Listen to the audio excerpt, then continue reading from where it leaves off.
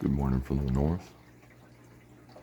I've been having a good time watching these parrotfish, and there's absolutely no trouble putting them with Oscars, I'll tell you that, because this is my most likely to be a problem Oscar. And I put it in here when I had just one parrotfish the first day, because I thought, well, maybe I shouldn't keep them alone.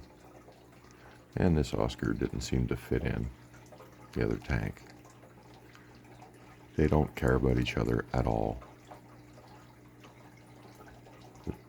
They don't harass each other. They're just in the same tank together, and they're fine. Also, the parrots have colored up like amazingly, so they really like it here. They're showing, they were a little bland at the pet shop. Now look at them. They're just popping. Color is supposed to be a big deal with these fish, so these are colored up, which is great. It's a bit of a purple hue in them, but we're not really seeing it right now. Saw it more at the pet shop. Now they're just freaking bold. That's supposed to come in more as they age. These ones have a purple hue. But I don't know, they're half grown, so I probably put these things at about 6 months. 5-6 months old. And they're probably only ½ inch a month. Well, the reported average is ½ inch a month. Let's see what happens in this system. And they'll get up into 7-8 inch. So they're not terribly big. Basically discus sized fish. And they're well on their way there already. I said they're probably 5 inch right now. If I had a discus that big round, he'd be about 5 inch. So, and that Oscar's probably 7-8 inch.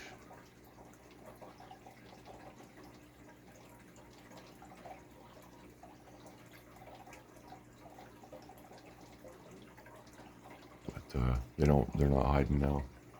I get close to the glass. They're not freaking out and running for shelter. I think they realize I'm food. I'm who feeds them. So the hope is one more fish is going in this tank, and that's going to be a flower horn. Might have to pull the Oscar. We'll see if it can stay here with them. I think it'll be fine. Flower horn can hold his own, and I think this would be a really cool tank. Everybody keeps the flower horns alone. I may learn I have to do that, but if I get a young one and I put him in here, I think he's going to be fine. They're intelligent fish. A lot of times, most of the time, aggression is linked to water quality. If you can keep your water quality like A1, your fish stay calm. That's what happens with these, Oscar style fish. You keep the water nice, and then they don't get angry and grumpy and beat each other up. It's kind of how it works. Here's our little micro angelfish buddy. They actually charge quite a bit, considering their puny little size. But they're really nice fish. Can't wait to see them grow out. Community tanks are just rocking the world. Everybody's real happy in there, well adjusted. Even seen the eel out this morning. He was back in the corner over there.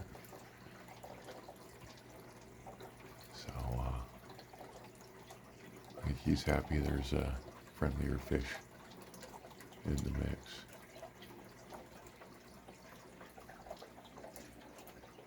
He only really comes out if I drop bloodworms in, so have to get him on film in a little while.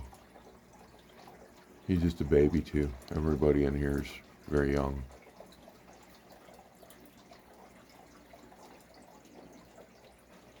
Can't wait to see the Congo tetras grow up soon. Severums look gorgeous. They're supposed to be yellow, but they look so white to me. See what happens with them. If they stay white, I'm cool with it. I'm kind of betting on they're going to stay white.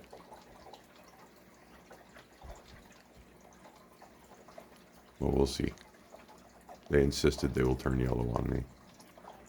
But I keep seeing yellow Severums, bright yellow and smaller than this. So why are these guys white? It's just,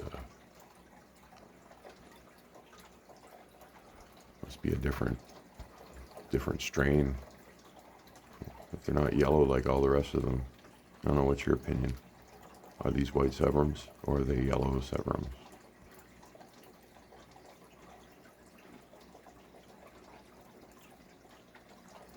They're sold as yellows, so I'm just not seeing it. I took them because they were white.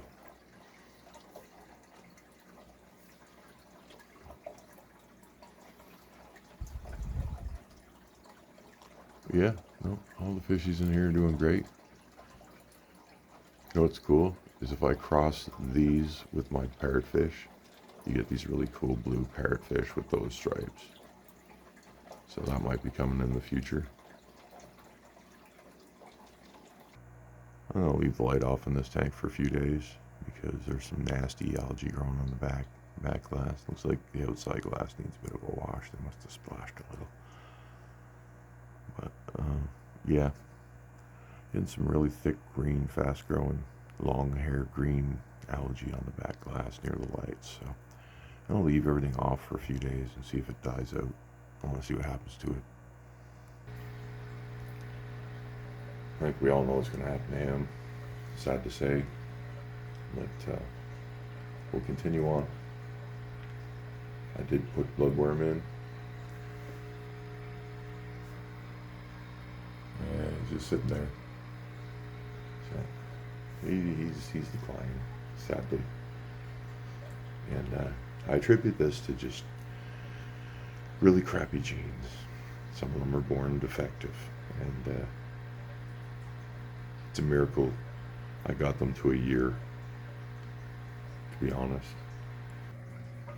I had a gentleman with 35 years of discus experience tell me he couldn't keep that particular strain of Stanker brilliant turquoise alive for even a year. He said the whole batch died on him. So I've kept mine up for more than a year, but sure enough, I had 14, I'm down to 6. So it's not like my experience was any different. I think he bought 8, lost them all.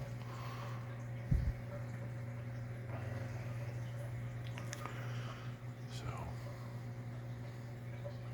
it's the thing with these fish. You just don't know. You can buy them up sick. They hide it really well. That's why, like, you bring home discus and it's basically wait 3 weeks, and one of two things is going to happen in 3 weeks. They're going to start to die, or they're going to be okay. But if they came home sick, you'll see them start dropping in about 3 weeks. And or you'll be constantly trying to keep them alive for a year with meds and crap because they just got shitty genes. So yeah, it's important to source your fish right. If you're on some kind of social media site. There's local guys selling them for next to nothing. They're probably his C-grade discus. And you probably don't want them. I mean, you can roll the dice because I did get a few nice fish out of it, and if you think about what I spent versus what I got, I still did okay. But then if you factor in the meds and the time I wasted trying to save the weak ones, no, it was more expensive, much more expensive. But I do have a really nice line now, and I just mix some good genes into them, strengthen them up a little. Not gonna breed them like. Basically, I'm gonna mix the stinkers with the snake skins. It's a good thing to mix because you're gonna come out two ways, and you'll be able to identify the bodies, identify the babies through their stripes. Snake skins will have 16 stripes, and the 8-bar ones will be Brilliant Turks. So that's the plan, and then that should strengthen up the genes because there's been some mixing going on, and that's what I'm going to do for that. But they're all doing really, really good. Tank's just perfect.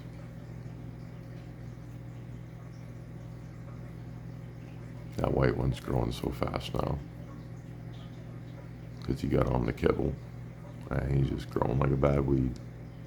That's how that works. That stuff is amazing. If you can get your fish on it, it's amazing. And it's cheap. Guess we'll leave it there. We're at 12 minutes. Thank you so much for watching. I hope you all have a great day.